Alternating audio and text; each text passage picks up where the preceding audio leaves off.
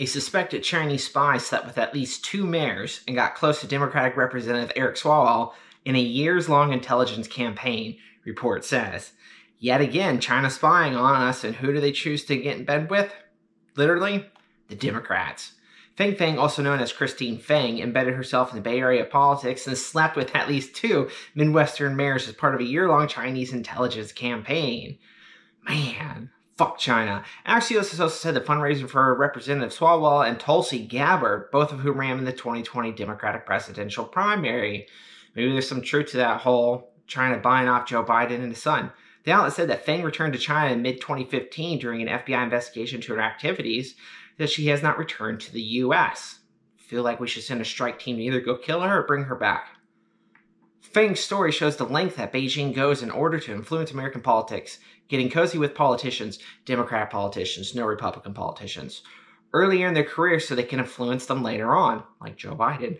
Axios' story was published a day after President Trump retweeted a video appearing to show a Chinese professor saying, "We have people at the top of America's core inner circle of power and influence. They're sleeping their way to the top." Kind of like our soon-to-be vice president. A woman suspected of being a Chinese spy slept with at least 2 mayors and got close to numerous Bay Area politicians in a years-long intelligence campaign directed at influencing American officials earlier in their careers. 2 representatives that Feng reported fundraised for were Fart Swalwell and Tulsi Gabbard.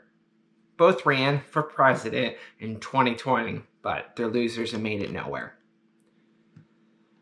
Axios reported that Swalwell has not been accused of wrongdoing yet, and a current U.S. intelligence official in Swalwell cut ties with Feng as soon as he learned of concerns about her connections to China.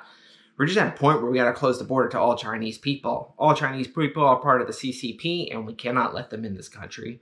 A representative for Gabbard told Axios that Gabbard had no recollection of even meeting or talking with Feng. Just ignore all the pictures at the fundraising together. Axios said Feng abruptly left in the U.S. in mid-2015 during an FBI investigation and has not returned to the U.S. The U.S. Justice Department has not filed any charges against her.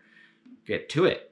Feng's story shows China's strategy of targeting up-and-coming politicians influence them years down the line when they gain more prominence. Axios said it spoke to 4 current and former U.S. intelligence officials about the case, as well as 22 current and former elected officials, political operatives, and former students who knew Feng. Kind of like that Chinese driver that was a spy for Dianne Feinstein. Why do Democrats keep getting caught with Chinese spies? Seems very suspicious, and we should be doing something about it.